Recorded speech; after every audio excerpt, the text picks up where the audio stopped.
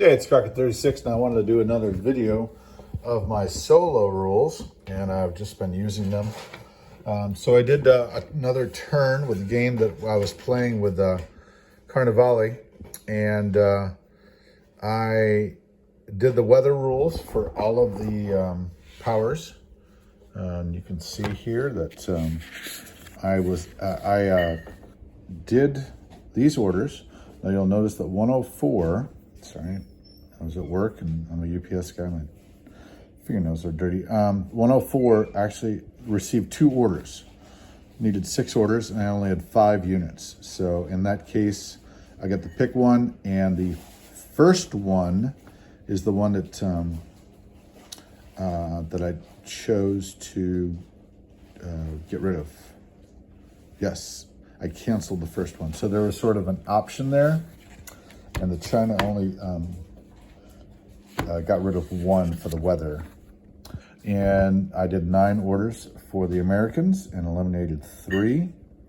The big one was that the second did not get to go to P12. The 79th moved out into the ocean. The 7th got to move. Well, it's got canceled. The 50th did not go to P19. P19 is down here. I was going to try to put back into the Solomon Islands. And the 73rd did not go to P18 for the recapture. So there were weather delays, and the second was delayed to go to P12.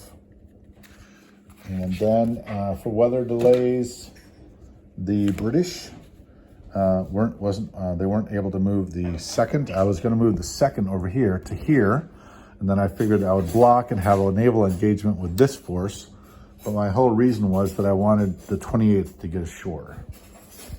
And the Japanese were playing it safe. I kind of made a mistake. I should have gone over there and fought a battle in 109 I-9, but I thought to myself, I'll send the airplanes to destroy the ocean, the ships. But I didn't. I sent the airplanes onto Sumatra in order to try to kill the tank, a single tank, and the single tank survived. It was only hit once. No blacks or whites out of 10 dice. And what else? The 12th was unable to go to J4. The 12th was the big one. And I did actually send the 12th because there's not 9 units. I did send the 12th boats to the I-9 as well as the J4. The 80th was unable to go to B22. I had the order. I had an order, so I have to write the order. And the 60th, here I sent the 60th, I think, to 2 different locations. The J7, and then the second one is C2. But I decided to go with J7 because C2 got canceled. Okay, so those are some sort of weather rules. Now, what else did I do? Okay, so I had the first thing I was faced with was a decision whether to build Navy and Air or Army and Air. So the old Japanese sort of debate who gets the oil, who gets the resources. Same thing happened in Europe. Does Montgomery get the oil, or does Patton get the oil? Montgomery got the oil. Okay, in this case, it ended up being Army. And so Army got the majority of the production. The Navy still was able to produce a battleship, but the majority, 2 units, went onto the land. So, and then I tried to push the Army forward instead of the Navy. And I ended up, what I ended up doing is that because it's Navy Air and Army Air, I was able to bring the Air Force here to protect the Navy, and then also to consolidate my fighters, disparate fighters, and I was able to bring the Air Forces together here and move the 44th into J5. We did defend Peiping, but the Chinese survived and we continued to be embattled, and I should turn over that resource actually. I just remembered J4 gets 1 less resource. And that is one less iron. Okay.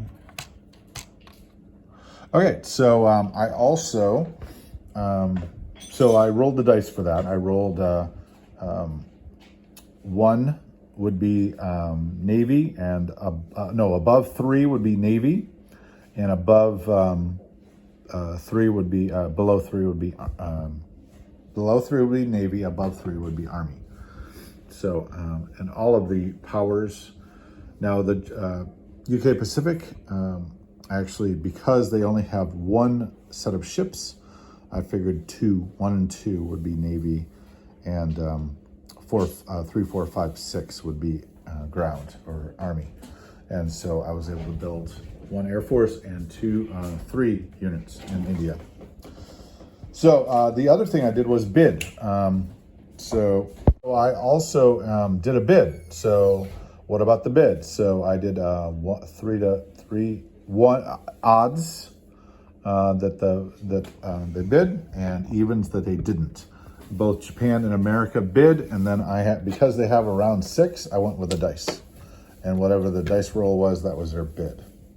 So trying to get a third party, these dice, as are you going to bid? Are you going to choose the Navy Air or an Army Air for both production and movement?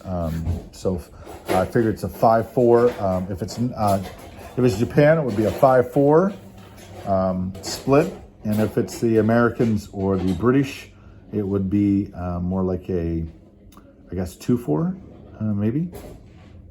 I don't think I followed it too much with the air, with the orders. Actually, I did with the production, but I didn't with the air.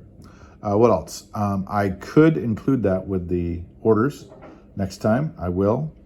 And then the other thing I thought of was battle stances. So if you see here, and I didn't do it this turn because I didn't have a lot of battles, but you could have a commander that could tell you to attack, attack, attack. I made my own decisions. They were pretty small, but you could choose, for instance, if you're Russia or Germany or Japan, you could choose, or China, you could choose, attack, attack, attack. Let's say on a 1 and 2, and then, or odds and evens, and then let that national leader tell you whether you should attack or whether you should defend. And then that would, influence your decisions. The other thing you could do is you could have the national commander tell you whether to take out the air force and focus on killing the air, or whether you wanted them to focus on the ground force. So those are some ways to get the decision-making out of your own hands and play this solo game. And like I said, there's been the weather's affected things. The bidding affected things because America has a lot less oil than I wanted it to be. And then Japan, that's probably what I would have done anyways, pretty much.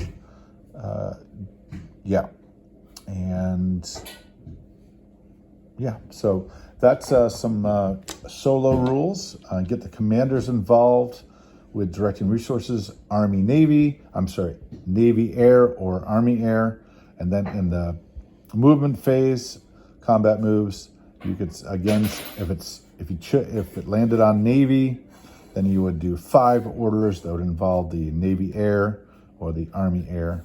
And then the same thing with, you could even do theaters. You could choose, a northern push, 1 and 2, a middle push, 3 and 4, a bottom push, 5 and 6. So north, middle, south. And so you could say like Rommel requested supplies, and sometimes he got rejected, right? So on a 1 and 2, you roll the dice. Let's say we roll the dice and we say we're looking for advice from the national leader. We are requesting resources in the north. So we take the dice, we request resources. So your orders are all coming from where? So one of the theaters will get 3, one of them will get 1, and one of them will get 2. So this first one will be the one that gets only one resource. So 5, 1, 2, 3, 4, 5. So this would only get one order, and then the next one will get 2 orders. And the next one, 1, 2. So this would only get 1 and 2 orders, this first northern tier, and the 3 would be in the middle section. All right, so those are some ideas for solo play. And right now I am in the middle of doing that, playing a game by myself and trying to add elements of solo play. Theater concentration, north, middle, south. Are you a defender or attacker? Are you a Navy Air or Army Air producer, or a Navy Air, Army Air mover? And more, it's more of an emphasis. So, like I said, if you got 6 orders, probably end up being 4 and 2. And if you have 9 orders, it would be 5 and 4. All right, crack through 6 solo rules for War Room board game. Larry Harris, Tom Gale, Nightingale Games.